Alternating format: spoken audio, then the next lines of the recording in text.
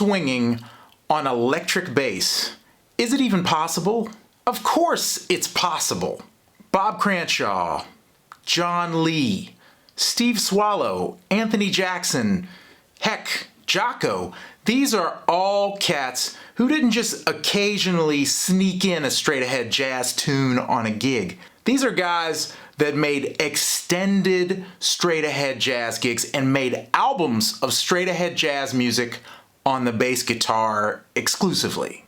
It's definitely possible to play high-level jazz on the bass guitar, but there are some elusive qualities about the acoustic bass that kind of make it the preferred instrument when you're playing that music.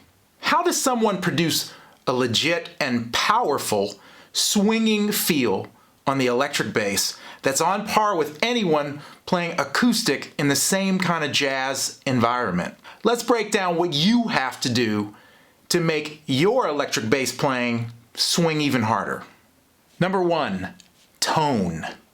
The double bass is a big, dark instrument that has these very cool and deep natural sub-bass frequencies and not nearly as much high-end frequency content, I'm talking about 2 kilohertz and above, as a bass guitar does.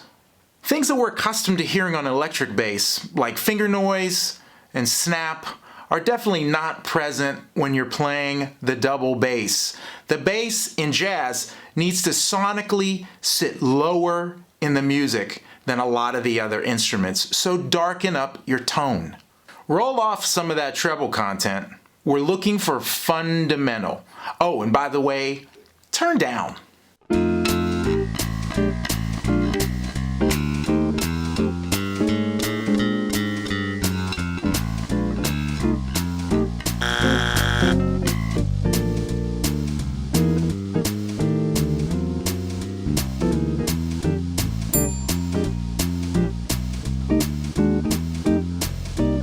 Number 2, note length.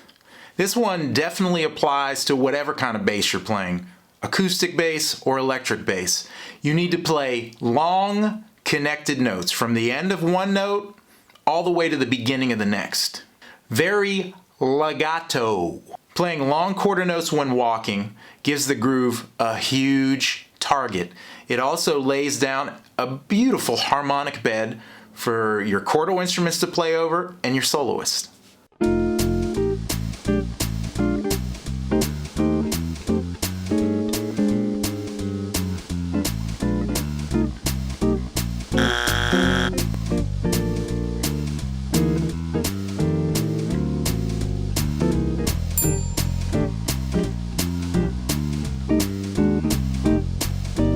Number 3, attack. This is something we love about electric bass that we really have to tone down in order to get the music to swing harder.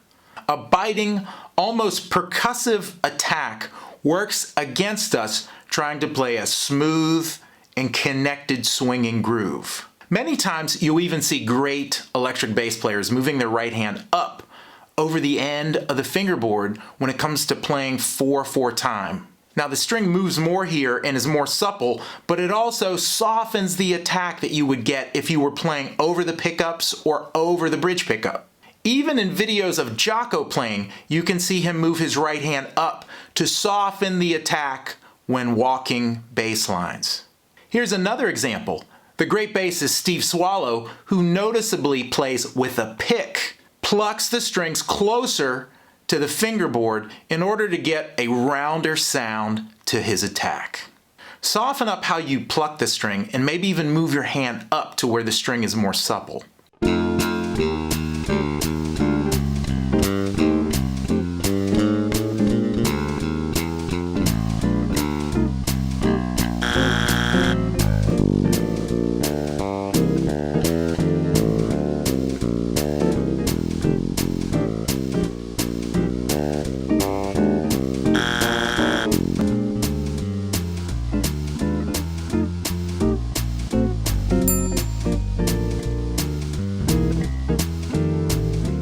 Number 4, lines.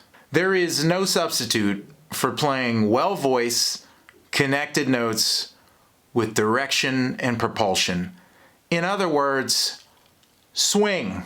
Even if I handle my sonic business, if I can't create a line that uses chord tones and doesn't jump around a lot and keep a great pulse, it's not gonna swing.